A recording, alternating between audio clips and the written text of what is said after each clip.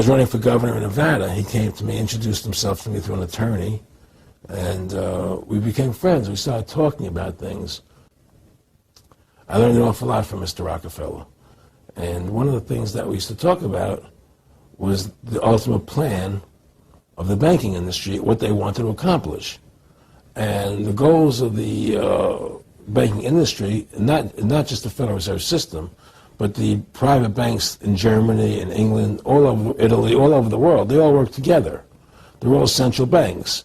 And they're all part of the Communist Manifesto. The ultimate goal that these people have in mind is the goal to create a one-world government run by the banking industry, run by the bankers, and they're doing it in sections. The European currency, the euro, and the European Constitution. The whole agenda is to create a one-world government where everybody has an R implanted in them.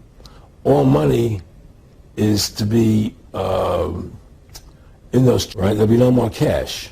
And this is given me straight from Rockefeller himself. This is what they want to accomplish. Instead of having cash, anytime you have money in your, they can take out whatever they want to take out whenever they want to. If they say you owe us this much money in taxes, they just deduct it out of it. And if you're like me or you, and you're protesting what they're doing, they can just turn off each. BRICS has become a commonly used term as countries turn away from the United States and shift towards China and their yuan currency. That's the real big play here. But what exactly is BRICS, B-R-I-C-S, and why could it make the American dollar effectively worthless if they get what they want? Let's go off the wall to find out. Well, first of all, who are these countries? BRICS, it's an acronym. Some say it was a Goldman Sachs marketing ploy, but it was an acronym designed to focus on, quote unquote, at that time, emerging economies in the world. Brazil, Russia, India, China, and South Africa. It started in 1973 as an ad hoc meeting of finance ministers. U.S., U.K., Canada, France, Germany, Italy, and Japan control a lot of how the world does trade, economics, policy. Russia and China want to challenge that. Right. And BRICS has had growing influence as of late, recently. Let's take a look at what's happened in the last decade or so. First of all, in Russia and China, or rather Brazil and China, kick it off. They strike a deal to ditch the U.S. dollar for the yuan. This is on Wednesday. This was a sleeper story that didn't, there's a lot going on this week. But when countries decide to start trading in a different currency, it undermines our global dominance, which affects our balance sheet, our ability to finance future debt, how expensive that gets. And when you're $30 trillion in debt and other countries start dumping your currency, you're in big trouble. And that comes on the heels of Russia saying they're going to trade their oil reserves, stockpile their oil reserves, using not the U.S. dollar, but again, the Chinese yuan. I want to give all the praises and the honor to Yahweh Bahashem, Yahweh Shai Bahashem, Rechaha Kodash, and double honors to the elder apostles and bishops of Great Millstone. Honors as well to you, brethren, you fellow believers and followers of this truth. Okay, and shalom to the elect. So, I came across this story, which everybody knows what's going on now with the cashless society. It's pretty much already cashless, but the cashless society goes bigger than just dropping cash, the physical money. But you also see the merging of currencies, right? So this is ultimately what this man Aaron Russo was saying, which a lot of us knew. Now, if these things wasn't such a big threat, why do they discredit these topics and say, hey, this is not good for the people? Even the thing we talk about, like if we're teaching a doctrine and it's to be false, you will make it aware like we do, but you just don't just wipe it away because it has to be made as an example. In other words, we get on other groups about this Revelation 13, the mark, and our job is to stand and fight for this doctrine. They can keep putting it up. They can keep teaching what they're teaching. I won't technically go in their channel and try to flag it because I don't feel it's right. because it's only for the elect, and that's why we're trying to reach the elect. This is what it's all about. So anyway, I'll read a couple of scriptures. It's not much to say on this. It's just the fact that we are correct at Great Millstone. We believe we have the 100% truth of the doctrine, right? We believe the Spirit is working with us. Any of you who are following this doctrine, we believe that because the prophecies line up and it shows itself. Everything that's been said 20, even 30 years ago is actually starting to show face. But carnal Israelites don't believe that. They believe that one day you're going to wake up and they're just going to implement it, and you're going to know, you're going to be super aware. Half of the public is not going to be aware of what's going on. It's sneaky, gradualized steps to get to that point. Ultimately, it will just go to that point. There's a lot I can't say, but a lot, like Bishop Nathaniel believes that we're teaching that we're gonna wake up tomorrow, and or it's gonna be so evident that when they bring it out, everybody is going to know what it is and how to deal with it, and just reject it. You think they would really do that? So it's processes and steps to get to where their agenda is and where they need to get. And even if that means calling it something totally different. Even if that also means using different avenues and measures to get it done. There's a sinister, tricky way to do things. We've seen it with birth control, right? We've seen it with currencies, They also talking about as we see Russia and the war in Russia, we can see all this kind of coming together and what it's all about. So now in the Western world, they're even saying over here in America, they're saying about 2030, 2035, they want all cars electric. And some states have already pursued that. So every commercial you see, you're going to deal with electric cars. This is Babylon trying to stay afloat, man. You can't heal Babylon. And even though these elites believe they're in control of the manipulation, ultimately the Most High is in control of it all. Isaiah 47:1, come down and sit in the dust, O virgin daughter of Babylon.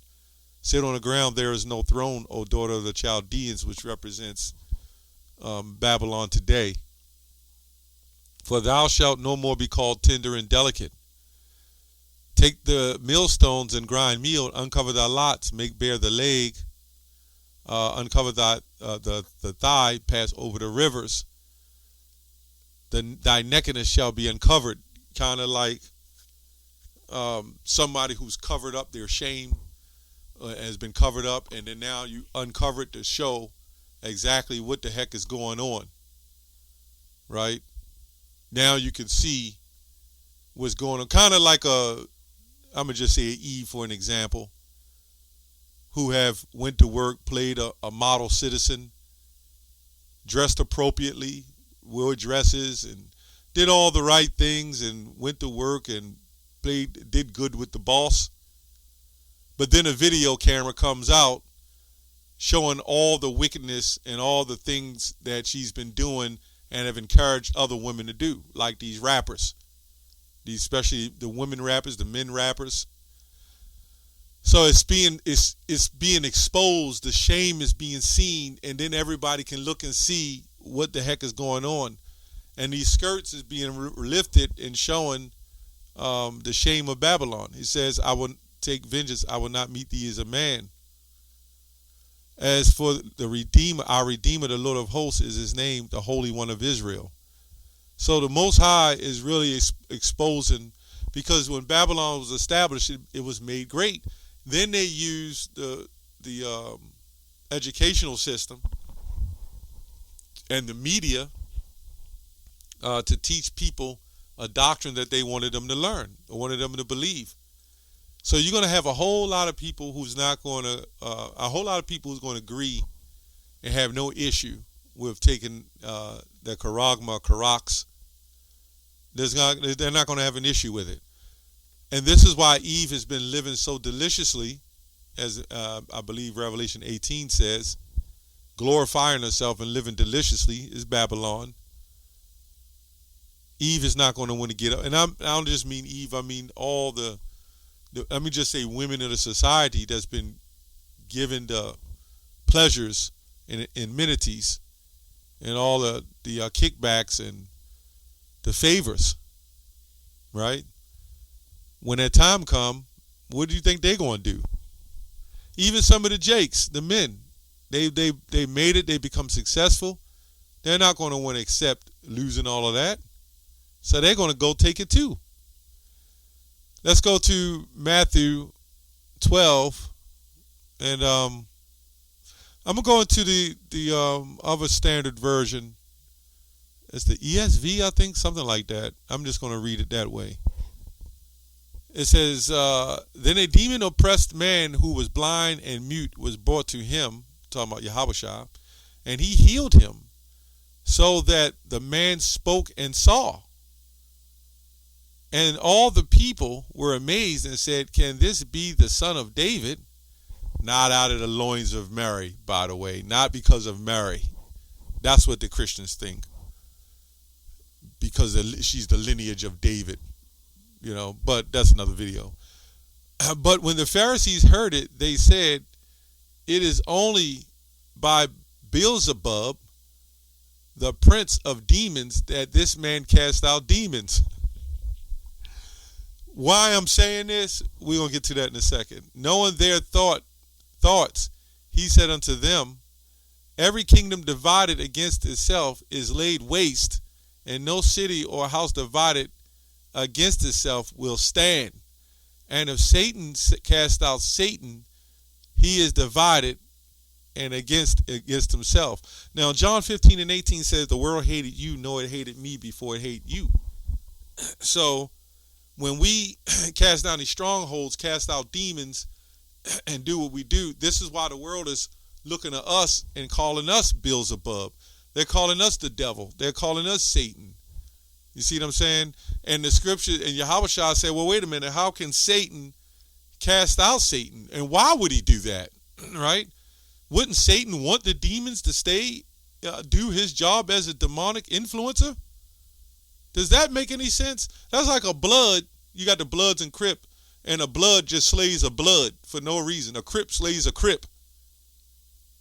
That doesn't make any sense. But if the head of the gang affiliation and other members, they have a quarrel against one another and they start fighting and shooting each other, well, guess what? They're going to have an end. They can't stand because they're fighting one another.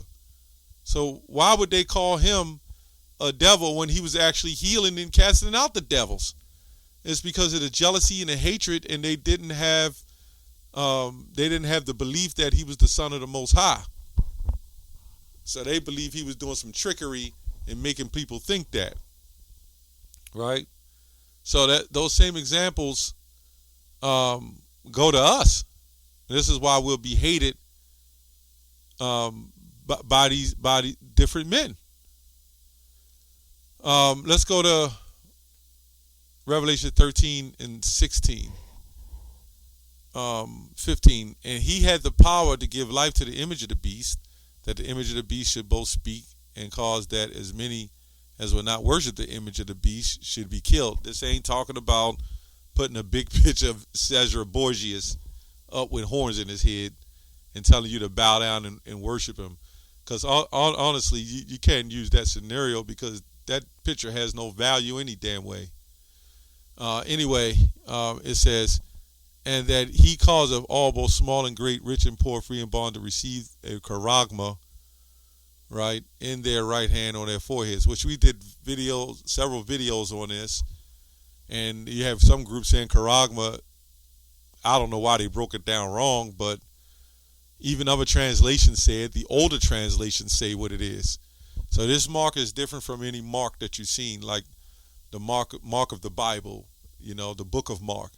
Like Romans 16, mark them that cause division, right? They're spelled the same, but they're different in meaning, right? So this is why in this definition, you'll only see this definition of charagma a few times, which means to be implanted or stake, which you did videos on that, and that no man might buy or sell or save. So this has some relevance to everything that you would see.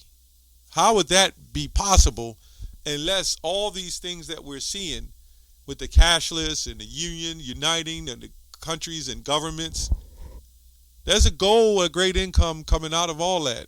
And we see Russia and their quarrels and the uproars, which is ultimately Joel, the 3rd chapter, going to bring all nations under Yahweh's judgment, right? So anyway, I just wanted to bring this short, commentary, video out that this is the truth. And if anybody, this is why other Israelite groups, they can't go deep into this and talk about that because it'll make people scratch their heads, and that would be a problem.